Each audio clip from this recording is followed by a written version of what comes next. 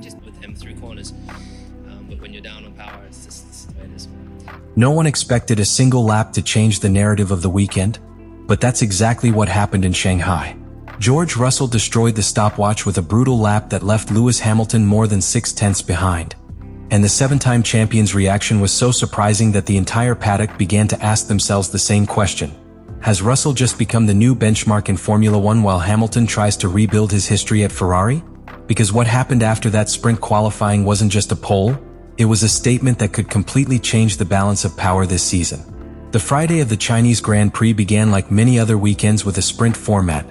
Little room for mistakes, just one practice session and enormous pressure on teams and drivers to find the perfect balance of the car almost from the first moment.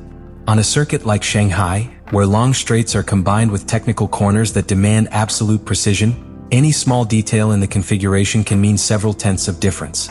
And in such a tight scenario, everyone knew that the sprint classification was going to reveal something very important about the true competitive level of each team at the beginning of the season. And that is precisely why the sprint qualifying session in China became so important. With just one prior practice, the teams had to take risks in setting up the car, make quick decisions about aerodynamics, tires and car balance, and trust that the simulator data coincided with what the track really offered. In these conditions, many times it is not simply the fastest car that wins, but the driver who manages to find enough confidence to attack each corner to the limit. From the first phases of the session, something different could already be perceived. The Mercedes looked stable, precise when braking and extremely efficient in the traction areas. While other drivers struggled to keep the car within the ideal performance window, Russell began to set times that consistently put him at the top of the table. It was a clear sign that the W17 was performing better than many expected on a circuit that traditionally exposes any aerodynamic weaknesses. But the truly impressive thing came at the final moment, when all the drivers took to the track for their last attempt in SQ3. With the asphalt in its best condition and with maximum pressure on the shoulders of each competitor, Russell completed a lap that left much of the paddock speechless. The stopwatch stopped at 1 minute and 31.520 seconds, a record that not only gave him pole position in the sprint, but also demonstrated clear superiority over his direct rivals. Behind them were names like Antonelli, Norris, and also Lewis Hamilton, who could only close the session in 4th position, more than 6/10 off that time. And that difference in Formula One is not simply another figure on the timetable. 6/10 in classification means that something important is happening. It can be the driver, it can be the car, or it can be the perfect combination of both at the right time. But when it occurs on a circuit as complete as Shanghai, the message it sends to the rest of the grid is impossible to ignore. Because while Russell celebrated a lap that seemed to mark a new turning point for Mercedes, on the other side of the paddock Lewis Hamilton observed the scene with a mixture of surprise and analysis. The seven-time world champion knows better than anyone what it means to see a Mercedes dominate a classification. For more than a decade, he was the one who starred in those magical turns. Now, from Ferrari, he saw how his old team was once again showing an extremely competitive version, and also with Russell as the absolute protagonist.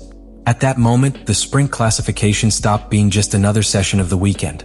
It became the beginning of a new narrative within the championship.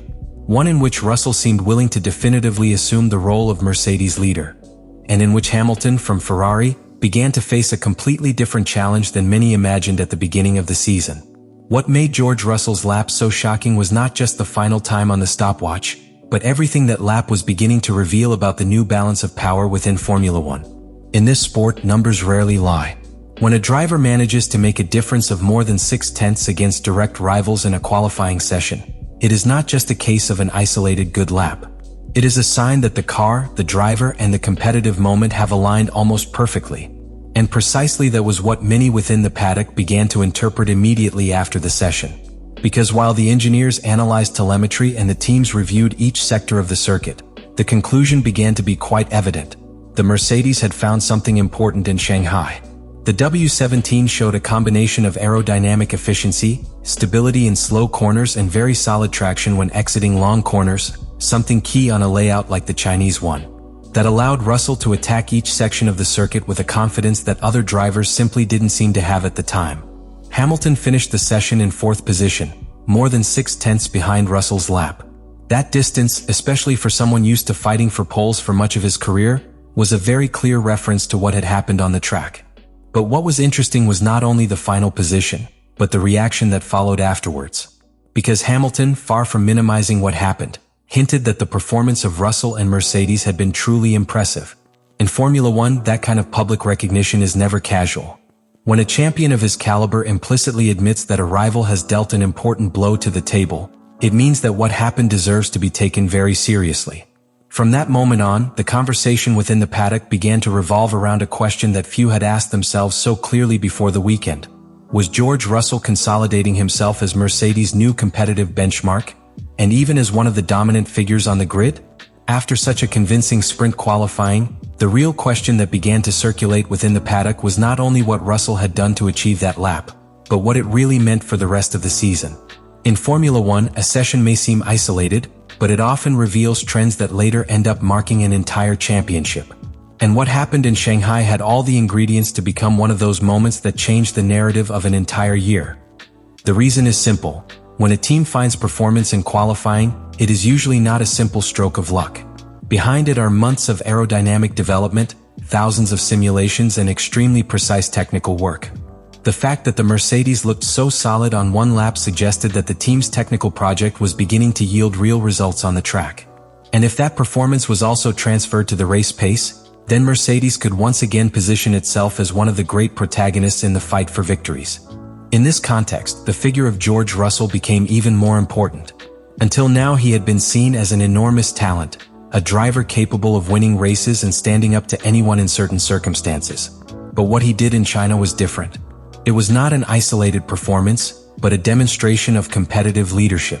Russell seemed completely comfortable being the driver who carried the weight of Mercedes' performance on his shoulders, and that is exactly what is expected of the leader of a team that aspires to fight for championships.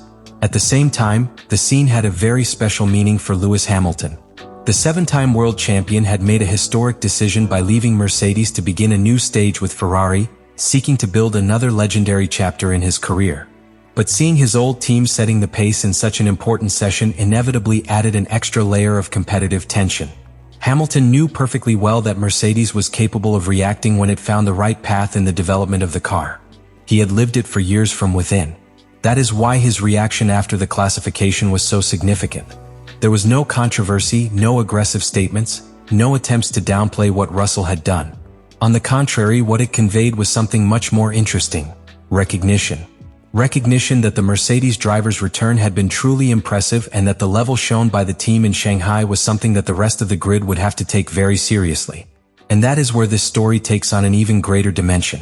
Because what seemed to be simply a fast lap ended up becoming a symbol of a transition within Formula One. For more than a decade, Hamilton was the dominant figure associated with Mercedes, the driver who defined the team's success. Now, in a new chapter of the championship, the spotlight seemed to shift to Russell, while Hamilton began a completely different stage defending the Ferrari colors. That crossing of paths makes the Shanghai moment especially powerful from a narrative point of view. On the one hand, the definitive emergence of Russell as leader of Mercedes. On the other, the challenge of Hamilton trying to build a new winning project away from the team with which he achieved most of his glory. And if the history of Formula One has shown anything, it is that when two stories of this caliber intersect, the result is usually a spectacular rivalry. Because if Russell continues to show this level of performance, and if Ferrari manages to evolve the car so that Hamilton can fight head-to-head against Mercedes, then what started with a brutal lap in sprint qualifying in China could end up becoming one of the most fascinating battles of the entire season. But perhaps the most interesting of all was Lewis Hamilton's reaction. A driver who has dominated this sport for more than a decade, who knows better than anyone what it means to get a perfect lap in qualifying, and who now watches from Ferrari as his former team once again shows signs of strength. His recognition of Russell's performance was not a simple diplomatic statement, it was confirmation that what we saw in Shanghai was not a coincidence, but a warning for the rest of the championship. And that is precisely what makes this story so fascinating. Because while Russell seems to establish himself as the new benchmark within Mercedes, Hamilton is trying to build a new era at Ferrari. Two paths that were previously united within the same team now compete from opposite sides of the paddock. If Mercedes maintains the level shown in China, and if Ferrari manages to give Hamilton the car he needs to fight at the front, then this season could become the perfect setting for a rivalry that mixes experience, legacy, and new generation. And now the question that remains in the air is inevitable. Was Russell's return just a bright moment in Shanghai, Or are we seeing the beginning of a new era in Formula One where the championship leadership begins to change hands? Let me know in the comments what you think about all this.